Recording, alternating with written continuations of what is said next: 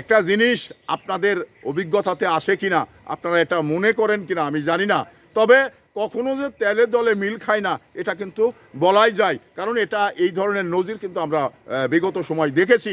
তো এখানে জামাত ইসলাম এই বিরোধী দল হয়েছেন, তো এখানে বিএনপির সঙ্গে মিল হবে কিনা, মিল হতে পারে কিনা এর নমুনা কিন্তু আমরা প্রথম থেকেই দ্বিমত দেখছি, কারণ মিল হওয়ার কোনো নমুনাই আমরা দেখতে পাচ্ছি না। কারণ কালকে যে জুলাই সনদটাকে বিএনপি সই করেনি, কেন করেনি?